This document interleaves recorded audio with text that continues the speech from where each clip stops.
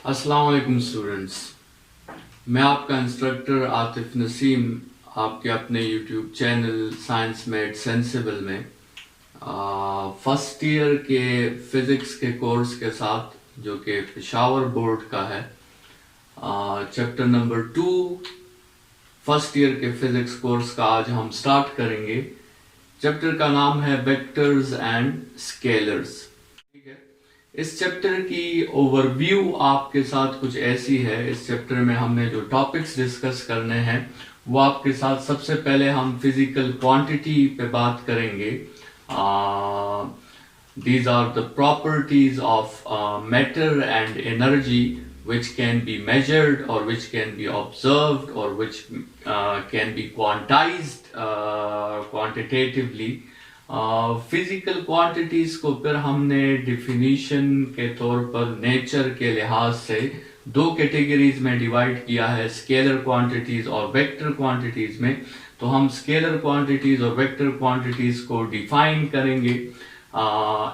इसी हेडिंग में हमने इसके एग्जाम्पल्स भी देखने हैं और हमने ये भी देखना है कि वेक्टर क्वांटिटीज को हम जो डायरेक्शन देते हैं तो उनमें से कौन कौन से तरीके हम अप्लाई करते हैं वेक्टर क्वांटिटीज को डायरेक्शन देने के लिए। ठीक है, इसके बाद फिर हम स्केलर्स और वेक्टर्स की रिप्रेजेंटेशन डिस्कस करेंगे कि हमने स्केलर्स को किस तरह रिप्रेजेंट करना है और वेक्टर्स को किस तरह रिप्रेजेंट करना है। वेक्टर्स की हम दो रिप्रेजेंटेशंस डिस्कस करेंगे, एक हमारे साथ सिंबॉलिक रिप्रेजेंटेशन है और एक हमारे साथ ग्राफिकल रिप्रेजेंटेशन है। तो दोनों रिप्रेजेंटेशंस हम वेक्टर्स के लिए डिस्कस करेंगे और स्केलर्स के लिए हम सिर्फ सिंबॉलिक रिप्रेजेंटेशन डिस्कस करेंगे। फिर इसके बाद हम रूल्स ऑफ ऑपरेशंस की तरफ आएंगे। मतलब हमने ये डिस्कस करना होगा कि आपके साथ स्केलर्स में हम कौन कौन से ऑपरेशंस कर सकते हैं और उनके रूल्स क्या है। मतलब स्केलर्स को अगर हमने ऐड करना है, सब्ट्रैक्ट करना है, मल्टीप्लाई या डिवाइड करना है तो उसके रूल्स क्या हैं, और वेक्टर्स के साथ अगर हमने ऑपरेशंस करनी है तो उसके रूल्स क्या है। ठीक है, उसके बाद फिर हम टाइप्स ऑफ वेक्टर्स की तरफ आएंगे। आपके साथ मुख्तलिफ टाइप्स ऑफ वेक्टर्स हैं। कुछ वेक्टर्स को पोजीशन वेक्टर्स कहते हैं, कुछ वेक्टर्स को नल वेक्टर्स कहते हैं, कुछ को यूनिट वेक्टर्स कहते हैं, कुछ वेक्टर्स 2 डायमेंशनल होते हैं, कुछ वेक्टर्स 3 डायमेंशनल होते हैं। तो वो हम यहाँ इस टाइप्स ऑफ वेक्टर्स में डिस्कस करेंगे। टाइप्स ऑफ वेक्टर्स के बाद आपके साथ एडिशन ऑफ वेक्टर्स हैं, उसको हम डिटेल में डिस्कस करेंगे। और इस टॉपिक में हम ये बात समझेंगे कि vector addition is not similar with scalar addition. Scalar addition एक मुख्तलिफ चीज है और वेक्टर एडिशन एक मुख्तलिफ चीज है। वेक्टर एडिशन में ना हमें सिर्फ मैग्नीट्यूड ऐड करना होता है बल्कि उन वेक्टर्स की डायरेक्शंस को भी हमने ऐड करना पड़ता है। तो therefore vector addition is different from scalar addition. फिर उसके बाद हम प्रोडक्ट ऑफ वेक्टर्स की तरफ आएंगे। हम दो वेक्टर्स को अगर मल्टीप्लाई करना चाहें तो उसके क्या क्या रूल्स हैं और उसके कौन कौन से मेथड्स हैं हमारे साथ, हम वो डिस्कस करेंगे। और लास्ट में इस चैप्टर का एक सेक्शन है that is called equilibrium. So we will also discuss equilibrium and its types, और इक्विलिब्रियम के कंडीशंस जो हैं वो हम डिस्कस करेंगे। इक्विलिब्रियम के दो कंडीशंस हैं, so we will discuss the conditions of equilibrium and the types of equilibrium. और इक्विलिब्रियम के डोमेन में फिर हम एक दूसरा टॉपिक भी पढ़ेंगे दैट इज कॉल्ड स्टेबिलिटी। ठीक है, हर इक्विलिब्रियम की अपनी एक लिमिट होती है जिसे हम कहते हैं कि the body is in stable equilibrium. लेकिन जैसी एक बॉडी वो लिमिट क्रॉस कर लेता है तो फिर वो बॉडी टॉपल हो जाता है या वो बॉडी गिर जाता है। सो हम कहते हैं कि इसने अपने स्टेबिलिटी की लिमिट जो है वो क्रॉस कर दी है। हम ये भी साथ में डिस्कस करेंगे कि स्टेबिलिटी को इंक्रीज भी हम कर सकते हैं किसी बॉडी की स्टेबिलिटी को, और डिक्रीज भी कर सकते हैं। ये असल में दो फैक्टर्स पर डिपेंड करता है। एक आपके साथ किसी बॉडी की बेस एरिया और दूसरी उसकी सेंटर ऑफ ग्रेविटी की पोजीशन या उसकी लोकेशन। इन दो क्वांटिटीज को, वेरिएबल्स को चेंज करते हुए हम किसी बॉडी को स्टेबल या अनस्टेबल बना सकते हैं। ये आपके साथ इस चैप्टर का पूरा ओवरव्यू है। और ये चैप्टर इस लिहाज से इंपॉर्टेंट है कि इसके बाद आने वाले जितने भी चैप्टर्स हैं उनमें हम वन बाय वन मुख्तलिफ किस्म के फिजिकल प्रॉपर्टीज या फिजिकल क्वांटिटीज जो हैं वो डिस्कस करेंगे, और वो फिजिकल क्वांटिटी या आपके साथ स्केलर होगी या वो फिजिकल क्वांटिटी वेक्टर होगी। तो उन स्केलर्स और वेक्टर्स को किस तरह ट्रीट करना है ये पूरा चैप्टर उस बारे में है। ठीक है, तो ये पूरा चैप्टर आप कह सकते हैं कि ये आने वाले चैप्टर्स के लिए आपके लिए एक आर्किटेक्चर बनाएगा, आपके लिए एक स्केलेटन, एक ढांचा बनाएगा। और इसी चैप्टर में हमने वो सारे रूल्स पढ़ने हैं जो हमने आगे फिर चैप्टर 3 से आगे फिर जितने भी चैप्टर्स हैं उस पर फिर हम यही रूल्स अप्लाई करेंगे। तो यहाँ पर हमने जो है आगे आने वाले कोर्स के लिए हमने उसको कैसे ट्रीट करना है, उसके रूल्स क्या होंगे, उसके एल्गोरिदम्स क्या होंगे और उसके स्टेप्स कैसे होंगे, वो हम इस पूरे चैप्टर में डिटेल से डिस्कस करेंगे। तो आते हैं सबसे पहले टॉपिक की तरफ, दैट इज फिजिकल क्वांटिटी। ठीक है, फिजिकल क्वांटिटी को डिफाइन करने से पहले लेट अस डिफाइन फिजिक्स। तो हमें पता है कि physics is a branch of science which deals with the study of a matter, energy and there mutual relationships. Physics आपके साथ क्या है, मैटर और एनर्जी और उसके म्यूचुअल रिलेशनशिप्स के दरमियान स्टडी है। ठीक है, उसको क्वांटिटेटिवली स्टडी करना, इसका नाम फिजिक्स है। ठीक है, तो क्वेश्चन ये आता है कि मैटर और एनर्जी को आपने कैसे स्टडी करना है। तो इसका आंसर ये है कि हमने मैटर और एनर्जी की प्रॉपर्टीज को स्टडी करना है। ठीक है, we have to study the properties of matter and energy. ठीक है, लेट्स सपोज आपके साथ ये एक मार्कर है, दिस इज मैटर। तो इस मार्कर का अपना मास होगा, this is the property of matter. इस मार्कर का अपना लेंथ होगा, this is the property of matter. इस मार्कर की अपनी वॉल्यूम होगी, इसकी अपनी डेंसिटी होगी, these are properties of matter. अगर मैं इस मार्कर को कोई एनर्जी देकर इसे थ्रो करता हूं तो इस मार्कर की स्पीड होगी, इसकी एक्सेलरेशन होगी, ये कुछ टाइम कवर करेगा, ये कुछ डिस्टेंस कवर करेगा। These all are properties of matter, and in physics we have to study the properties of matter. ठीक है, लेकिन क्वेश्चन ये है कि क्या आज तक हमने सारी प्रॉपर्टीज मेजर कर ली है? So the answer is no, हमने सारी प्रॉपर्टीज आज तक मेजर नहीं की। लेट्स सपोज आपके साथ मैटर की एक प्रॉपर्टी है that is called emotions and feelings. ठीक है, अभी तक फिजिक्स में इमोशंस और फीलिंग्स मेजर नहीं हो पाई हैं, ना ही हमारे साथ कोई ऐसा यूनिट है जिसमें हम इमोशंस और फीलिंग्स को मेजर कर सके। So we have certain properties of matter which are measured up till now, और कुछ प्रॉपर्टीज ऐसी भी हैं जो अभी तक मेजर नहीं हुई।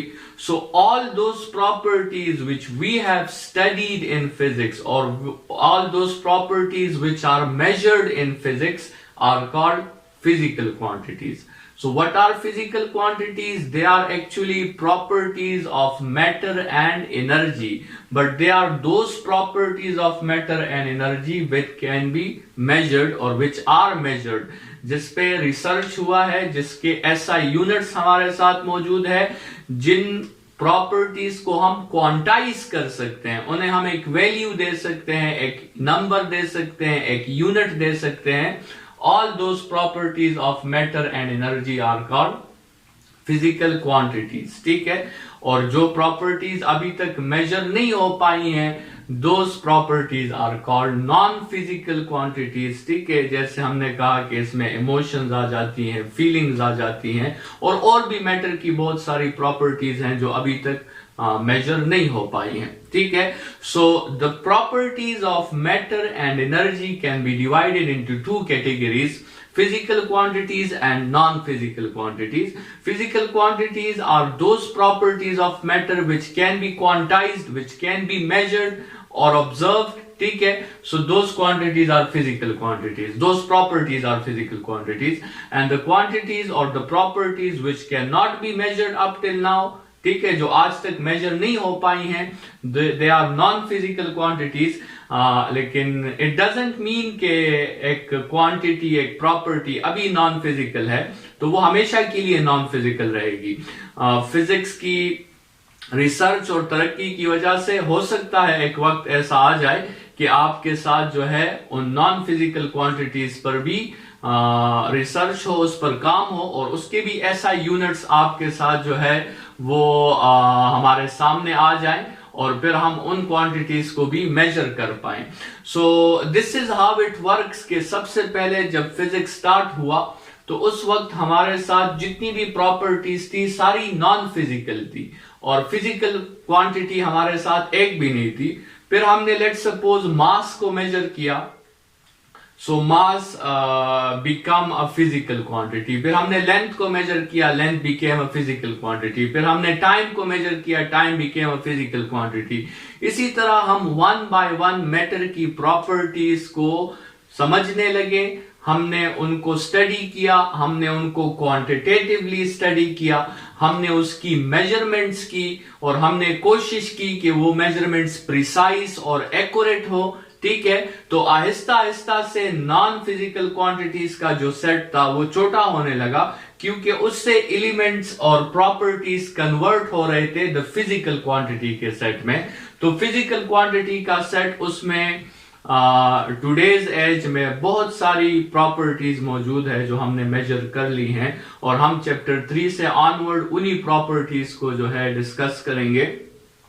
लेकिन अभी तक नॉन फिजिकल प्रॉपर्टीज भी बहुत हैं जिसे अब तक मेजर नहीं कर पाए हैं हम। ठीक है, तो याद रखें कि फिजिक्स जो है वो स्टडी है, और स्टडी का फिजिक्स में एक ही मतलब है। What do we mean by study in physics?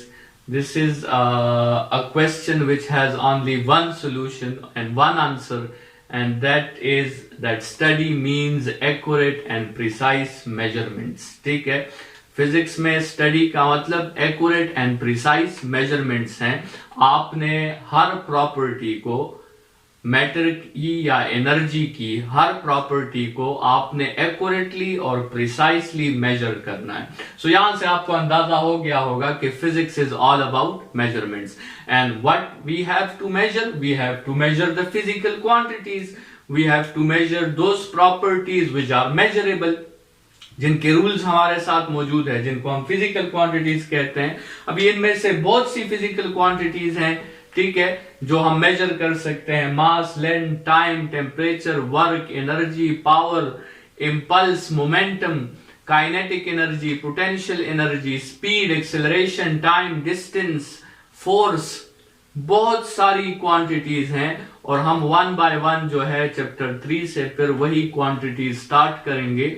लेकिन all those quantities are physical quantities because they can be measured. ठीक है, फिजिकल क्वांटिटीज को डिपेंडिंग ऑन द नेचर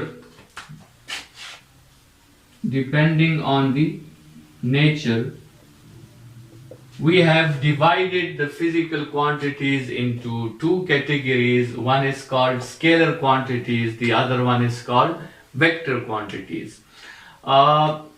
अगर हम अपने सराउंडिंग में ऑब्जर्व करें तो जितनी भी मैटर और एनर्जी की प्रॉपर्टीज हैं, हमें इससे अंदाजा हो जाएगा कि नेचर ने खुद ही इस हमारे सराउंडिंग में एक डिवीजन की है क्वांटिटीज की या प्रॉपर्टीज की, और उनमें से एक क्वांटिटीज ऐसी हैं, एक ग्रुप ऑफ क्वांटिटीज ऐसी हैं जिसको समझने के लिए हमें सिर्फ मैग्नीट्यूड की रिक्वायरमेंट होती है, हमें डायरेक्शन की कोई जरूरत नहीं होती।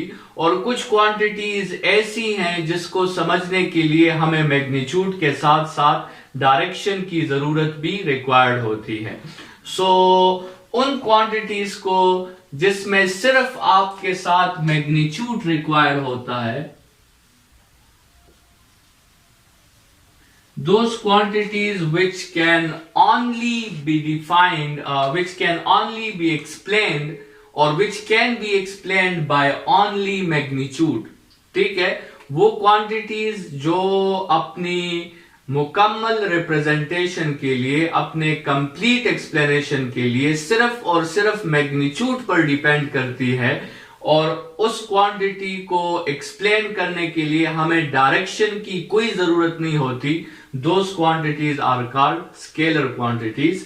और वो क्वांटिटीज जो सिर्फ मैग्नीट्यूड से कंप्लीटली एक्सप्लेन ना हो पाए और जिसमें कंफ्यूजन हो, और वो कंफ्यूजन डायरेक्शन का हो, और वो क्वांटिटीज जो मैग्नीट्यूड के साथ साथ हमें डायरेक्शन की रिक्वायरमेंट भी मौजूद हो, तो उन क्वांटिटीज को फिर हम कहते हैं कि those quantities are vector quantities. ठीक है, जो रिक्वायर करें मैग्नीट्यूड को भी और डायरेक्शन को भी for their complete representation, so those quantities are called vector quantities.